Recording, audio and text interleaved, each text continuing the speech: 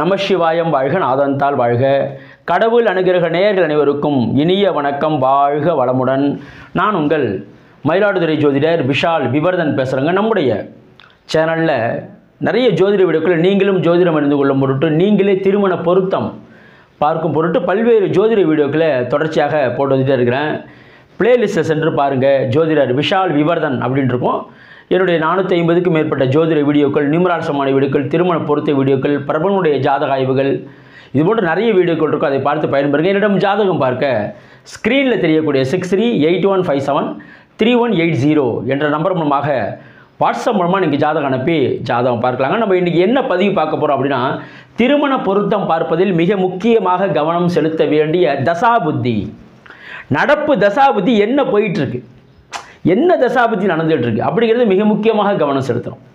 மற்ற விஷயங்கள்லாம் நம்ம பார்த்துடுறோம். என்ன பார்த்துடுறோம்?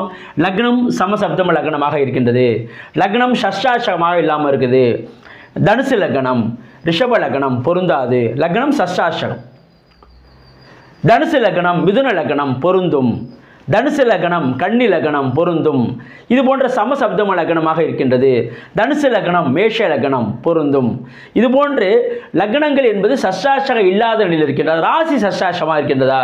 அப்படி இந்த தனுசு ராசி ரிஷப ராசி பொருந்தாது, விருச்சக ராசி ரிஷப ராசி பொருந்தும். சமசப்தம ராசி, ராசி அதிபதிகள் நண்பர்களாக இருக்கின்றார்களா? மகர ராசி கடக ராசி பொருந்தும். இது போன்ற இந்த கன்னி ராசி மீன ராசி பொருந்தும், கன்னி ராசி மேஷ ராசி பொருந்தாது. இது போன்று சஷ்டாஷ்டக ராசியாக இருக்கின்றதா? சஷ்டாஷ்டக லக்னமாக இருக்கின்றதா? லக்னத்தோடு சுபகிரகம் தொடர்பு கொண்டிருக்கின்றதா? தனுசு லக்னம், லக்னத்தில் குரு இருக்கின்றார், கன்னி லக்னத்தில் அந்த பெண் பிறந்திருக்காங்க, லக்னத்தில் சனி இருக்கின்றார்.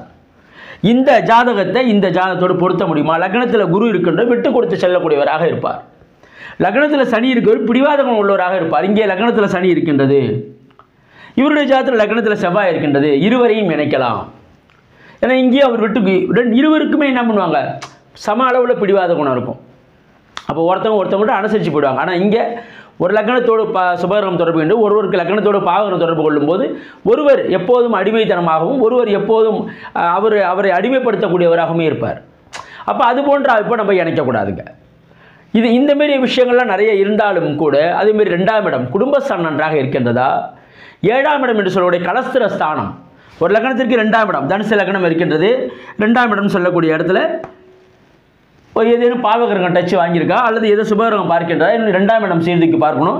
இந்த லக்னத்திற்கு 7ஆம் இடம், 7ஆம் அதிபதியினுடைய நிலை, 8ஆம் இடம் என்று சொல்லக்கூடிய ஆயுள் ஸ்தானம், மிக முக்கியமாக ஆயுள் ஸ்தானம் நன்றாக இருக்கின்றதா அப்படிங்கிறத நம்ம சீர்தூக்கி பார்க்கணும். 7ஆம் இடம், 8ஆம் இடம், 2ஆம் இடம் குடும்பஸ்தானம், 7 8ஆம் இடம், 12ஆம் இடம் அயன சயன போகஸ்தானம், 5ஆம் இடம் குழந்தை பாக்கியம்.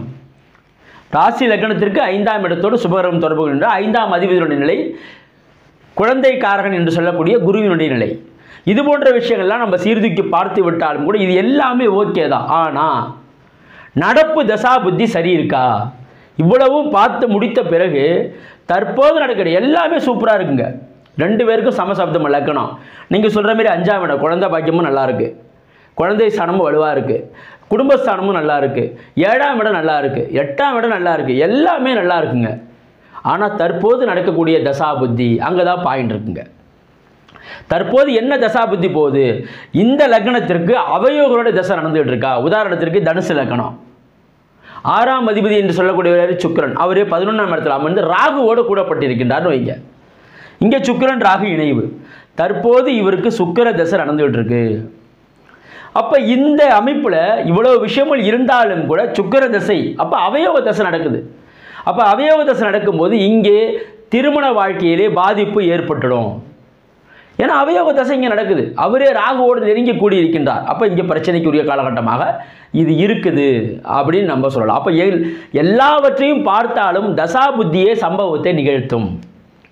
அப்போ அவருக்கு அட்டமாதிபதி 8ஆம் அதிபதி தசை நடக்குது, சந்திரனுடைய தசை நடக்குது, சுக்கிர புத்தி நடக்குது, அது 8ஆம் அதிபதி தசை நடக்குது, 6ஆம் அதிபதி புத்தி நடக்குது, அல்லது சஷ்டாஷ்டக நிலையில் கிரகங்கள் நிற்கு. சஷ்டாஷ்டகங்களில் கிரகங்கள் இருக்குது. அதாவது இங்கே வந்து சனி அமர்ந்திருக்காருன்னு வைங்க. இங்கே சனி அமர்ந்திருக்கின்றார், இங்கே சனி இருக்கார், இங்கே குரு இருக்கின்றார். இப்போ சனி திசையில் குரு புத்தி.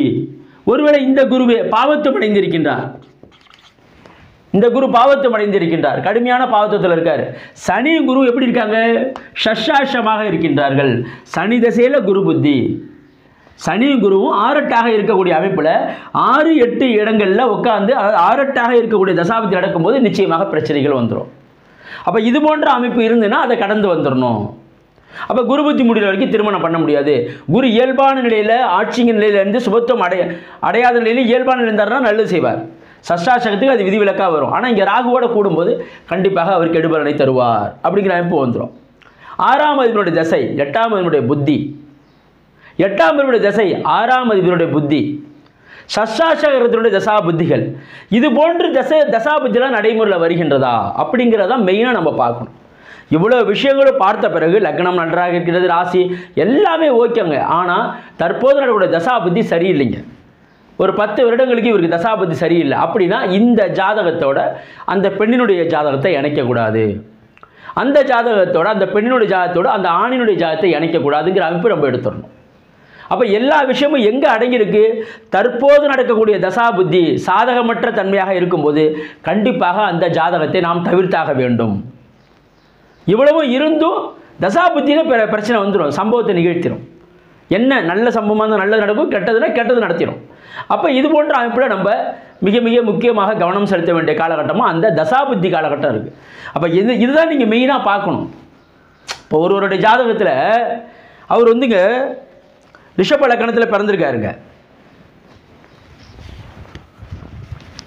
அவர் வந்து ரிஷப லக்னத்தில் பிறந்திருக்காரு, பெண்ணுக்கு வரன் பார்க்குறாங்க. ரிஷப லக்னத்தில் பிறந்திருக்காரு, பெண்ணுக்கு வரன் பார்க்குறாங்க. ரிஷப லக்னம் 7ஆம் அதிபதி. 7ஆம் அதிபதி யார்? இங்கே இந்த ரிஷப லக்னத்துக்கு செவ்வாய். 7ஆம் அதிபதி செவ்வாய் 4ஆம் இடத்துல இருக்கார், சுகஸ்தானம் ஏறி இருக்காரு அப்படி சொல்கிறாங்க. 7ஆம் அதிபதி செவ்வாய் 4ஆம் இடத்துல இருக்காரு. சனியினுடைய பார்வையை அவர் வாங்குறார். சனியினுடைய பார்வை, 7ஆம் அதிபதி பாவத்துவம், 7ஆம் அதிபதி பாவத்துவம், 7ஆம் இடம் பாவத்துவம். 7ஆம் இடம் ஒட்டுமொத்த தாக்குதல். செவ்வாயினுடைய 4ஆம் பார்வை, சனியினுடைய 10ஆம் பார்வை. 7ஆம் இடம் கடுமையான பாவத்துவம். சனியினுடைய 10ஆம் பார்வை, செவ்வாயினுடைய 4ஆம் பார்வை, 7ஆம் இடம் பாதிப்பு. ஆனால் பொருத்தம் பார்த்துட்டீங்கன்னா 7ஆம் பதிவு சுகஸ்தானம் இருட்டார், அப்போ நல்லது நடக்கும். எப்படி நல்லது நடக்கும்? இங்கே பாவத்துவம், கடுமையான பாவத்துவம். இவருடைய ஜாதகத்தில் சுக்கிரன் ராகு இணைவு, தன்னுடைய பெண்ணுக்கு வரன் பார்க்குறாரு. சுக்கிரன் ராகு இணைவு, நல்ல குடும்பம் சார், நல்ல கேள்விப்பட்ட வரைக்கும் நல்ல பையன் எல்லாமே சொல்கிறாங்க, நல்ல வசதி வாய்ப்பெலாம் இருக்குங்க.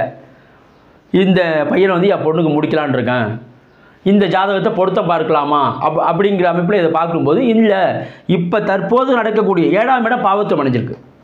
தற்போது நடக்கக்கூடிய தசை சுக்கிர தசை. சுக்கிரன் ராகுவோடு நெருங்கி கூடி சுக்கிர தசை நடக்கும்போது கண்டிப்பாக களத்திர ஸ்தானம், களத்திர காரகன் சொல்லக்கூடிய சுக்கிரன் பாதிக்கப்படுகிற அந்த அடிப்படையில் மனைவி ஸ்தானம் இங்கே வலு குறைஞ்சிரும். அப்போ இங்கே மனைவி ஸ்தானம் கடுமையான பாதிப்புகளை சந்திக்கும். இப்போ இது போன்ற இப்போ இங்கே லக்னாதிபதியே ராகுவோடு நெருங்கி கூடியிருக்கின்றார். நடப்பு தசை சுக்கிர தசை. அப்போ எந்த ரூபத்தில் இங்கே பாதிப்பு அடைவாங்க? மனைவிக்கு பாதிப்பு வரும்னா எப்படி வேணாலும் பாதிப்பு வரலாம். ஒன்று, இருவருக்கும் இடையில் ஏதோ ரூபத்தில் பிரிவினைகள் வரலாம், அல்லது கணவருக்கே பாதிப்பே வரலாம். அப்போ அந்த அமைப்பு ஏற்பட்டாலும் அங்கேயும் பிரிவினை தானே. பிரிவினைனா டைவர்ஸ் அமைப்பு, பாதிப்பு அமைப்பு தான் பிரிவினைன்னு இல்லை. இவருக்கே சிறப்பில்லாத நிலைப்பாடு ஏற்பட்டால் அது கூட பிரிவினை தானே. அப்போ அது கூட பாதிப்பு அமைப்பு தானே. ஏன்னா இங்கே லக்னாதிபதி கடுமையான பாவத்துவத்தில் இருக்கார். லக்னாதிபதி கடுமையான பாவத்துவத்தில் இருக்கார். அட்டமாதிபதி ஆயுள்காரகன் சனி செவ்வாயினுடைய 7ஆம் பார்வையாகி கடுமையான பாவத்துவத்தில் இருக்கார். 7ஆம் இடம் கடுமையான பாவத்துவம். சனியினுடைய 10ஆம் பார்வை, செவ்வாயினுடைய 4ஆம் பார்வை. இப்போ இந்த அமைப்பில் சிறப்பில்லாத ஜாதகமாக இது இருக்குது. இந்த ஜாதகத்துக்கு தன்னுடைய பொண்ணை, இதுக்கு வந்து நட்சத்திர பொருத்தங்கள் நான் பார்த்தேன் சார், 9 பொருத்தம் இருக்குதுன்னு சொல்கிறாங்க. தாராளமாக கொடுக்கலான்னு சொல்கிறாங்க. நானும் செல்லில் போட்டு பார்த்தேன், 9 பொருத்தம் இருக்குது இதுக்கு. அப்போ இதை வந்து நீங்கள் இணைக்கக்கூடாதுன்னு சொல்கிறீங்க. இது எப்படி இணைக்காமல் இருக்க முடியும்?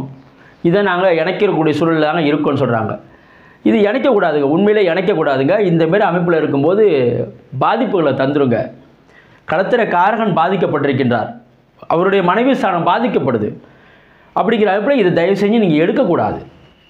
இது எடுக்கவே கூடாதுங்க. தயவு செஞ்சு இந்த ஜாதகத்தை வேறு ஜாதகம் நீங்கள் பார்த்துக்கலாம் அப்படின்னு சொன்னால் கேட்க மாட்றாங்க, சுத்தமாக கேட்க மாட்றாங்க. அதுக்கு பிறகு நம்ம என்ன சொல்கிறதுங்க? இதுக்கு பிறகு என்னால் ஒன்றும் சொல்கிறதுக்கு இல்லைங்க, அப்படி சொல்லியாச்சு, முடிஞ்சிச்சு. இல்லை, இந்த பையனுக்கு தான் கொடுக்குற மாரி இருக்கும், நீங்கள் சொல்லுங்கள். ஓகே சொல்ல முடியாதுங்க. இதுக்கு எப்படிங்க ஓகே சொல்ல முடியும்? 7ஆம் அதிபதி பாவத்துவம், 7ஆம் இடம் பாவத்துவம், சுக்கரோட ராகக்கூடி சுக்கர தசை நடக்குது. கண்டிப்பாக இது கடுமையான பிரச்சனைகளை, பிரிவினைகளை ஏற்படுத்தும்.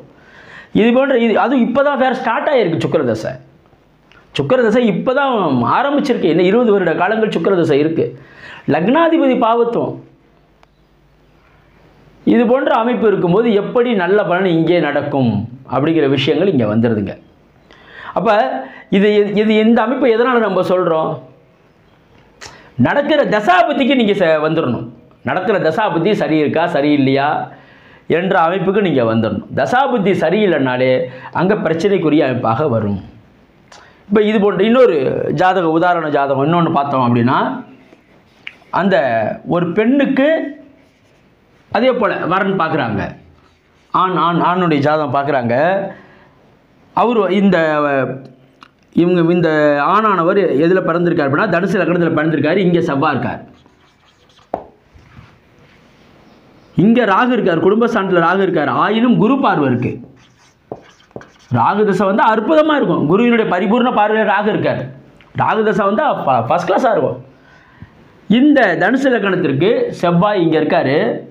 இங்கே சுக்கிரன் சூரியன் இருக்கார். சுக்கிரன் சூரியனை அஸ்தமனம் பண்ணியிருக்காரு. நீச்சம் ப்ளஸ் அஸ்தமனம். சுக்கிரன் கெட்டு போயிருக்காரு. சுக்கிரன் நீச்சமும் ஆயிருக்காரு, அஸ்தமனமும் ஆயிருக்கார். இந்த ஜாதகத்தை அமைப்பின் பொறுத்த வரைக்கும் பார்க்கும்போது இதில் இங்கே பாருங்கள், 6ஆம் இடத்துல செவ்வாய் இருக்கார். செவ்வாயோட தசை நடைமுறையில் வரப்போகுது. பொதுவாகவே தனுசு லக்னத்திற்கு சுக்கிரனின் வீட்டில் ஒரு கிரகம் நிற்குது அப்படின்னா, அது நின்று தசை நடத்துது அப்படின்னா, அந்த கிரகம் என்பது தனுசு லக்னத்திற்கு சுக்கிரன் வீட்டில் நின்று எவ்வளோ பெரிய பாக்கியாதிபதி, யோகாதிபதி தான் செவ்வாய். ஆனாலும் இவர் நின்று தசை நடத்தக்கூடிய காலங்கள் சிறப்பில்லாத காலகட்டங்கள். செவ்வாய்க்கு வீடு கொடுத்தவன் நீச்சம் ப்ளஸ் அஸ்தமனம். அது இல்லாமல் 10ஆம் இடத்துல நிஷ்பலம், சுக்கிரனுக்கு நிஷ்பலம், திக்பலம் இல்லை நிஷ்பலம். 4ஆம் இடத்துல திக்பலம், 10ஆம் இடத்துல நிஷ்பலம். அப்போ வீடு கொடுத்தவன் வலுவிழந்திருக்கின்றான். 6ஆம் இடத்தோடு செவ்வாய் தொடர்பு கொள்கின்றான். இப்போ இது போன்ற அமைப்பில் இருக்கும்போது இந்த இதே செவ்வாய் தசை முடிஞ்சதுன்னா கண்டிப்பாக தரலாங்க. ஆனால் செவ்வாய் தசை இப்போ தான் ஆரம்பிக்க போகுதுங்கிறப்ப கண்டிப்பாக இந்த ஜாதகத்தை நம்ம இணைக்க முடியாதுங்க. இது ஓகே சார், அவங்களுக்கே தெரியுது. சரிங்க சார், நம்ம சொல்கிறது புரிஞ்சுக்கிட்டோம், ஓகே சார். அப்போ இதை இணைக்கக்கூடாது. இப்போ இந்தமாரி அமைப்பில் தசாபுத்திகளை தான் நீங்கள் மெயினாக பார்க்கணும். அப்போ ஒரு தசாபுத்தி என்ன தர விதிக்கப்பட்டிருக்கு, இந்த தசாபுத்தி என்ன செய்யும், அதை நீங்கள் எப்படி பார்க்கணும். அது வந்து அந்த லக்னத்திற்கு யோகரா அவயோகரா. 7ஆம் இடம் பாவத்துவம் அடைந்திருந்தாலே தாமத திருமணத்தை கொடுத்துரும். 2, 7, 8ஆம் இடங்களோடு பாவகிரகம் தொடர்பு கொண்டாலே தாமத திருமணம் போய், ஒருவேளை 7 இயராக மேரேஜ் ஆகிடுச்சு, 25, 26 வயசில் மேரேஜ் ஆகிடுச்சுன்னா கண்டிப்பாக குடும்ப வாழ்க்கையில் தொடர்ந்து ஏதாவது பிரச்சனைகள் ஏற்பட்டுகிட்டே இருக்கும். அது எந்த அளவுக்கு பிரிவினை நோக்கி போக முடியுமோ அந்த அளவுக்கு அது பிரிவினை நோக்கி தான் அது போக முயற்சிக்கும். அப்போ எதனால் அப்படின்னா, பொதுவாகவே 2, 7, 8ஆம் இடம் பாவகிரகம் தொடர்பு கொள்ளக்கூடாது. தசாபதிகளை நீங்கள் ரொம்ப சீர்தூக்கி பார்க்கணும். தசாபுத்தி நல்லா இருக்கா, நிச்சயமாக அந்த ஜாதகம் உண்மையிலே ஓரளவுக்கு நல்ல எல்லா விஷயத்திலும் முன்னேறி வந்துடும். தசாபுத்தி சிறப்பு நன்மைகளை தரும் அப்படின்னு சொல்லலாங்க. அப்போ நடப்பு தசாபுத்தியை நீங்கள் பாருங்கள். எல்லாமே பார்த்துட்டீங்க, எல்லாமே ஓகேவாக இருக்குது. லக்னம், ராசி, குடும்பஸ்தானம், 7ஆம் இடம், 8ஆம் இடம் எல்லாமே ஓகே சார். ஆனால் இந்த தசை என்ன சார் பண்ணும்? இந்த தசை இப்படி இருக்குது. ஒருவருக்கு சூரியன் இங்கே இருக்கார், சனியினுடைய பார்வை வாங்குறாரு. சனியினுடைய பார்வை சூரியன் வாங்கி இதே தனுசு லக்னம் தான். சூரியனோட தசை ஆரம்பிக்க போகுது. பாவத்துவமான நிலையில் சூரியன் தசை நடத்த போகிறாரு. சூரியன் இந்த 6 வருடங்கள் இவருடைய வாழ்க்கையில் போராட்டம், பிரச்சனைகள், எல்லா விஷயத்தையுமே தரும். இப்போ இந்தமாரி அமைப்பில் இருக்கும்போது நீங்கள் எப்படி திருமணம் செய்ய முடியும்? இல்லை, இந்த ஜாதகம் நல்லா இருக்குது, லண்டனில் வேலை பார்க்குறாரு, நிறைய சம்பாதிக்கிறாரு, எப்படி இதுக்கு நீங்கள் கொடுக்கக்கூடாதுன்னு சொல்கிறீங்க? கொடுக்கக்கூடாதாங்க, தசாபதிகள் சாதகமற்ற நிலையில் இருக்குது, கொடுக்கக்கூடாது தான் அப்படிங்கிற அமைப்பை எடுக்கும்போது புரிஞ்சிக்க முடியாத அமைப்பில் நட்சத்திர பொருத்தங்கள் நல்லா இருக்குங்க, 8 பொருத்தம் இருக்குதுன்னு சொல்கிறாங்க. அப்போ எப்படி நாங்கள் தயவு செஞ்சுங்க, நட்சத்திர பொருத்தங்கள் அப்படிங்கிறது உண்மைத்தன்மையே கிடையாதுங்க. நட்சத்திர பொருத்தங்களை பார்க்கவே கூடாதுங்க. நீங்கள் ஜாதகத்தினுடைய அப்போ தான் பார்க்கணும், கட்ட பொறுத்து தான் நீங்கள் சீர்தூக்கி பார்க்கணும். அந்த ஜாதகம் எந்த அளவுக்கு இருக்குது, புத்திரஸ்தானம் நல்லா இருக்கா, ஆயுள் ஸ்தானம் வலுவாக இருக்கின்றதா, லக்னமுடைய நிலை, 2ஆம் இட குடும்பஸ்தானம், சுக்கிரனுடைய நிலை, களத்திரக்காரகன் சுக்கிரன் நல்லா இருக்காரா, களத்திரக்காரகன் அவர், 7ஆம் இடம் 7ஆம் அதிபதியினுடைய நிலை, களத்திரக்காரகன் சுக்கிரனுடைய நிலை, குருவினுடைய நிலை, குழந்தைக்காரகன் குருவினுடைய நிலை, இது போன்ற விஷயங்கள்லாம் சீர்தூக்கி பார்க்காம ஏனோ தானோ யோனி பொருத்தம் இருக்குது, ரஜ்ஜு பொருத்தம் இருக்குது. ரஜ்ஜு பொருத்தம் இருந்தால் என்னங்க, இல்லைன்னா என்னங்க? ரஜ்ஜு பொருத்தம்னா என்ன இப்போ கயிறு பொருத்தம் என்ற இப்போ சொல்லுவாங்க. நம்ம அதெல்லாம் பார்க்கணும் அவசியமே இல்லை. இங்கே 8ஆம் இடம் ஆயுள் ஸ்தானம் நன்றாக இருக்கும்போது நிச்சயமாக 2 பேருமே தீர்க்காயோடு இருக்க போகிறாங்க. 8ஆம் இடத்தோடு குரு தொடர்பு கொள்கின்றார், 8ஆம் இடத்தில் ஆயுள்காரகன் சனி அமர்ந்திருக்கின்றார், 8ஆம் இடம் சுபத்துவமாக இருக்கின்றது, அல்லது 8ஆம் அதிபதி ஆட்சி உச்சமேறி இருக்கின்றார். இது போன்ற அமைப்பு இருக்கும்போது தீர்க்காயில் தான். லக்னாதிபதி வலுத்திருக்காங்க. அப்போ இதில் நீங்கள் இந்த மாரி விஷயங்கள் இருக்கும்போது அங்கே தீர்க்காயில் இல்லைனா இதுக்கு எதுக்கு ரஜ்ஜு பொருத்தம் தேவையே கிடையாது. இருவருக்குமே ஆயுள் ஸ்தானம் நன்றாக இருக்கும்போது ரஜ்ஜு பொருத்தம் பார்க்க வேண்டிய அவசியமே இல்லை.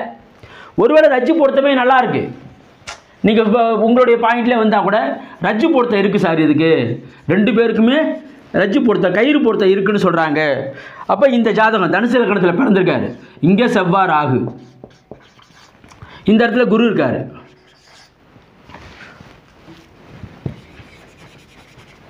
இங்கே இருக்கார் குரு. தனுசு லக்னம் லக்னாதிபதி 6ஆம் இடத்துல மறைஞ்சிருக்காரு, பகை கிரகத்தினுடைய வீட்டில் இருக்கார். லக்னத்திற்கு 8ஆம் இடத்துல செவ்வாய் ராகு இருக்கார், இங்கே சனி இருக்கார். லக்னத்தோடு லக்னாதிபதி தொடர்பு கொள்ளலை, மாறாக லக்னாதிபதி 6ஆம் இடத்துல மறைஞ்சிருக்கார். ஆயுள்காரகன் சனி நீச்சம் அடைஞ்சிருக்காரு 5ஆம் இடத்துல. ஆயுள்காரகன் சனி நீச்சம், 2 கூடிய குடும்பாதிபதி லக்னத்துக்கு 6ல் மறைஞ்சிருக்காரு. 8ஆம் இடத்துல செவ்வாய் ராகு. இது போன்ற அமைப்பு இருந்து இந்த பையனுடைய ஜாதகத்துக்கும் அந்த பெண்ணோட ஜாதகத்துக்கும் ரஜ்ஜு பொருத்தம் இருக்குது என்ற அடிப்படையில் இந்த பையனுடைய ஜாதகத்தை அந்த பொண்ணோட ஜாதகத்தில் இணைச்சிடலாமா? இணைக்கக்கூடாது. எதனால் இணைக்கக்கூடாது? இந்த பையனுக்கு நடைமுறையில் ஒருவேளை செவ்வாய் தசையோ ராகு தசையான அடுத்தடுத்து வரும். செவ்வாய் தசைக்கு அடுத்தது ராகு தசை வந்துடும். செவ்வாய் தசை ராகு தசை இந்த தசைகள் வரும்போது கண்டிப்பாக ஆயுள் பங்கம் இங்கே உண்டு, ஆயுள் பங்கம் ஏற்பட்டுரும். ஏன்னா அதற்கு உண்டான அமைப்பில் இங்கே லக்னாதிபதி வலுவாக இல்லை. செவ்வாய் தசை ராகு தசை நடந்தாலே ஆயுள் பங்கம் ஏற்படும் சொல்ல முடியாது. இங்கே லக்னாதிபதி வலுத்திருக்கின்றார், ஆயுள்காரகன் சனி வலுத்திருக்கின்றார் என்ற அமைப்பெல்லாம் வருது அப்படின்னா அங்கே ஆயுளோடு இருப்பாங்க, போராட்டங்கள் பிரச்சனைகள் மட்டும் இருக்கும். ஆனால் இந்த இடத்துல நீங்கள் பாருங்கள், லக்னாதிபதி 6ல் மறைவு, ஆயுள்காரகன் சனி நீச்சம், 8ஆம் இடம் கடுமையான பாவத்துவம், 8ஆம் இடத்தில் நின்ற பாவகிரகத்தினுடைய தசை நடைமுறையில் வரப்போகுது. இந்த ஜாதகத்தை எடுத்துக்கிட்டு இந்த ஜாதகத்துக்கும் இந்த பெண்ணினுடைய ஜாதகத்துக்கும் ரஜ்ஜு பொருத்தம் இருக்குது, இவர் தீர்க்க ஆயுளோடு இருப்பார் என்று சொல்லிவிட முடியுமா? இவருக்கு ஆயுள் பங்கம் உண்டு. இதே காலகட்டத்தில் செவ்வாய் தசையோ ராகு தசையோ நடைமுறையில் போகும்போது கண்டிப்பாக இவருடைய ஆயுள் அமைப்பில் மிகப்பெரிய குறைபாடு ஏற்படும். அப்போ ரஜ்ஜு பொருத்தம் என்ற அடிப்படையில் இதை இணைக்க முடியுமா? முடியாது. அப்போ எதை நீங்கள் பார்க்கணும்? லக்னத்தினுடைய நிலை, லக்னாதிபதியுடைய நிலை, ஆயுள்காரகன் சனியினுடைய நிலை, ஆயுள் ஸ்தானத்தினுடைய நிலை, ஆயுள் ஸ்தானாதிபதியுடைய நிலை, இவ்வளோ விஷயத்தையும் நீங்கள் சீர்தூக்கி பார்த்து தான் ஆயுளை நீங்கள் கணிக்கிடணும். நீங்கள் வெறும் ரஜ்ஜு பொருத்தத்தில் நீங்கள் எப்படி ஆயுளை கவனிப்பீங்க? அதுமாரி கணிக்க முடியாது. இப்போ இது போன்ற விஷயங்களில் மிக முக்கியமான பாயிண்ட் என்ன அப்படின்னா தசாபுத்தியை நீங்கள் சீர்தூக்கி பாருங்கள். முடிந்த அளவுக்கு இந்த நான் சொல்லக்கூடிய விஷயங்கள் என்னுடைய திருமண பொருத்த வீடியோக்கெல்லாம் சர்ச் பண்ணி பாருங்கள். அது எல்லாத்தையுமே நீங்கள் ஓரளவுக்கு பார்த்தீங்க அப்படின்னா மேக்சிமம் நீங்களாகவே திருமண பொருத்தம் பார்த்து விடலாம். ஜோதிடரை அணுகக்கூடிய அமைப்புங்கிறது வலுவாக இல்லை, அதாவது மேக்சிமம் இருக்காது. ரொம்ப முடியாத பட்சத்தில் ரொம்ப ஒன்றுமே என்னால் டெசிஷன் எடுக்க முடியலைங்கிற அமைப்பில் மட்டும் நீங்கள் ஜோதிடரை அணுகுனா போதும். தயவு செஞ்சு நட்சத்திர பொருத்தங்களின் அடிப்படையில் திருமண பொருத்தம் பார்க்காதீங்க. ஜாதகத்தை முழுமையாக சீர்தூக்கி பார்த்து திருமணத்தை இணைக்க வேண்டும் அப்படிங்கிற அமைப்பு தாங்க. இது போன்ற இன்னும் பல்வேறு ஜோதிட வீடியோக்களை தொடர்ச்சியாக நம்முடைய கடவுள் சேனலை பதிவு செய்வோம். நம்முடைய சேனலை சப்ஸ்கிரைப் பண்ணுங்கள், லைக் பண்ணுங்கள், பிறகு பயன்படுத்தி ஷேர் பண்ணுங்கள். என்னிடம் ஜாதகம் பார்க்க ஸ்க்ரீனில் தெரியக்கூடிய 6381573180 என்ற நம்பர் மூலமாக வாட்ஸ்அப் மூலமாக நீங்கள் ஜாதகம் அனுப்பி ஜாதகம் பார்க்கலாங்க. நன்றி, வணக்கம். வாழ்க வளமுடன், வாழ்க வையகம், வாழ்க பிரபஞ்சம்.